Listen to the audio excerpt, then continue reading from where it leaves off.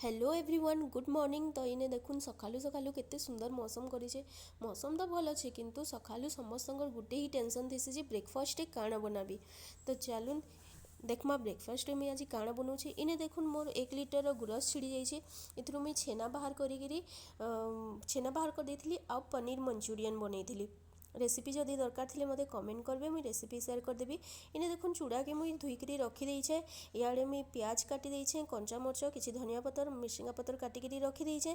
तापरे चूड़ा टिके सॉफ्ट हो गला परे मुई इने मैरिनेशन करिना रखी देइथिली लूण हल्दी आ किछि चीनी संगे किछि डेरी लगी रेस्ट करबा लगी ताके छाड़ी देइथिली। इयाडे मोर तेल गरम हो जाइथिला, मुई पकई देइथिली सुरसो तापरे मिर्सिंगा पतर प्याज आउ कंचा लंका आउ किछि देरी ताके फ्राए कली। इने देखुन आपन जदि ड्राई रोस्ट करी रखिथिबे बादाम तो परे पकाबे आ जदि नी थिबा तो ई स्टेज रे आपन माने भाजी देबे बादाम के।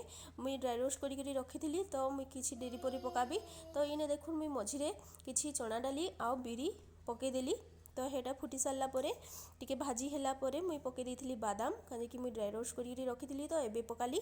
तापरे जेन चूड़ा मिक्स करी रखिथिमा एटा किछि देरी परे भाजी हैला परे आमे इने चूड़ा जेन मिक्स करिना रखिथिमा हेटा पकई देमा आ मिक्स कर देमा भलसे ताके। मिक्स करी सारला परे 4-5 मिनिट परे आमर चूड़ा उपमा रेडी ही जिबा। आपन को जदि लेंबू पसंद तो स्टेज रे लेंबू भी पकई पारबे। तो देखुन आमर 4-5 मिनिट परे चूड़ा उपमा रेडी ही जाइए। इथि मुई टिके किछि धनिया पतर पकई देली आ तापरे मुई चाली नाश्ता करबा लगी। तो इथि मुई टिके मिक्सचर ऐड कर देइथिली। आपन को जदि डालिम पसंद डालिम भी ऐड करि पारबे।